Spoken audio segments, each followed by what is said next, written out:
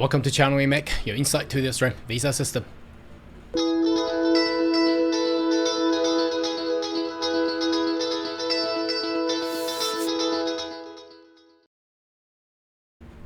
Good day everyone, my name is Carl Young, your online YouTube visa consultant. Are you interested about migrating to Australia? Why don't you consider to subscribe to my channel and turn on the bell on the side so once we have all the updates and news, be the first one getting all the insight. Now, today's video, I would like to discuss the topic of Global Talent Independent Visa Subclass 85A with a specific part of the law where I notice a lot of people interested about lodging GTI visa, where you're required to put in not just nomination, but you put in your expression of interest, right? The GTI EOI system, and there has been people with success and people with failure. Now, which part of law actually governed the case officer or the immigration officer assessing your GTI EOI is what we're going to talk about today. And this is what they call Direction Number 89. It's a legislative instrument where the government of Australia introduced such a legislative instrument to actually prioritize who they actually going to pick and invite for global talent visas. So let's go in there and have a look what it actually is. All right. So as you can see, this is a part of the current law. Now, I'm not too sure why they still print Department of Immigration and Border Protection. That was their previous name. But anyway, it's now, obviously, you know, it's Department of Home Affairs. Now, it's still current, as you can see. It has been introduced since 2020 December, where they basically replace the previous direction where introduced numbers of a new sector, for example, defense sector, and so on and so forth. Not much will change to the actual piece of legislation anyway. So as we can read, this is Direction Number 89. It's current. It's so-called the title Order of Consideration. So it's basically the order that the government of Australia will actually pick sending invitation for subclass 85A, which is global talent. There's no more 124. It has been merged already. So I suspect the upcoming changes, perhaps they may remove this subclass 124 because there's no more 124 visa anyway. Okay, so it's under the Migration Act 1950A under direction under section 499 of the Act, where they by law the government will have the right to introduce such instruments. So back then the acting minister, it's only acting, it's not actually the minister, Alan Tudge had signed off on this piece of legislative instrument.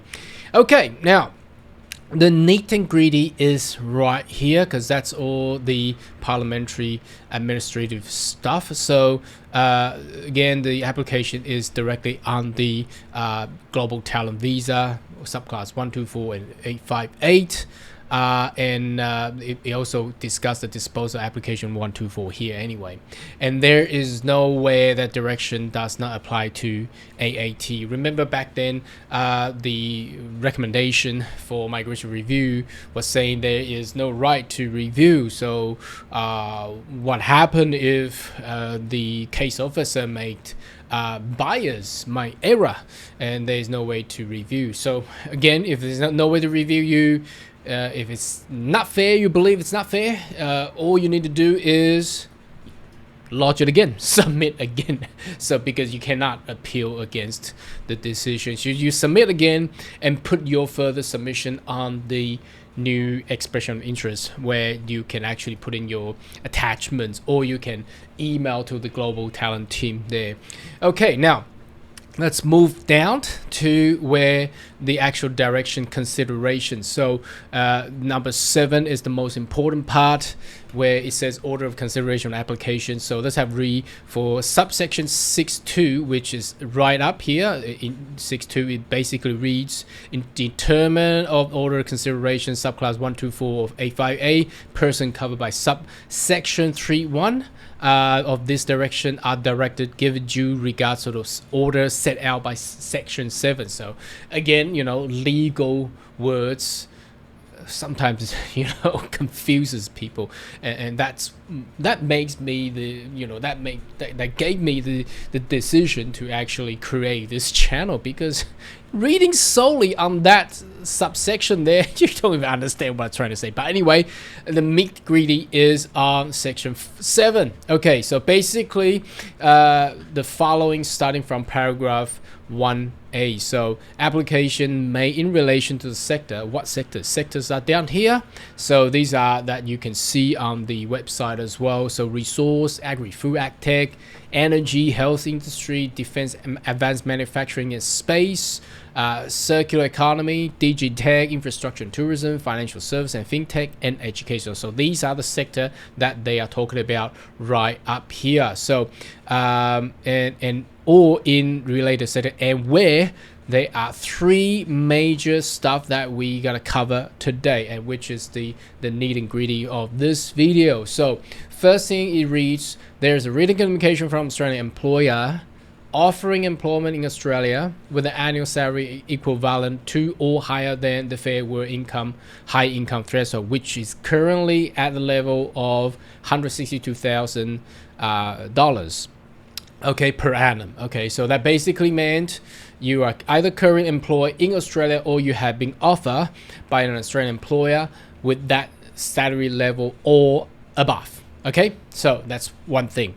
And remember, it says or, means it's not, you can either be this or the other. Okay, so there are 3 choices that you can make.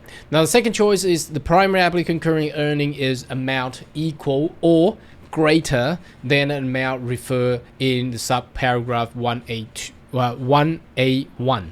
So basically meant, well, look, if you haven't got an offer from Australia and you're not currently employed in Australia, no problem, as long as your current earning can actually meet matching the requirement of the Fair Work high income threshold as well, then that's fine.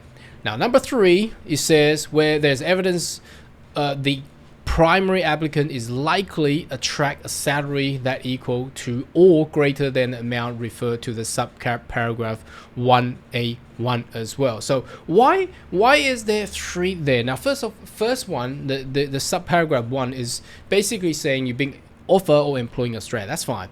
The other one is saying your current earnings. So that means probably meant you are you're employed elsewhere. So that's fine.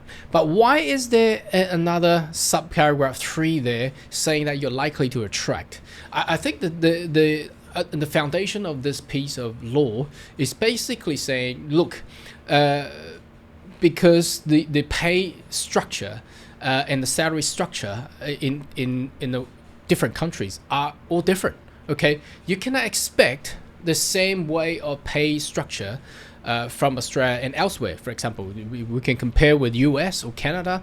Obviously it will be different, and the definition of pay, income, earning, everything in different countries they may be similar, but nitty gritty may not be the same. So they're saying, look, you either pay at the current level that meet the requirement, or you're likely to attract. So that means if we go back to the actual web page, you will said you're required to demonstrate that you have other documents, qualification, professional background that can demonstrate that you're likely to attract, as long as you have those information. Well, obviously those background information would have been embedded in your EOI.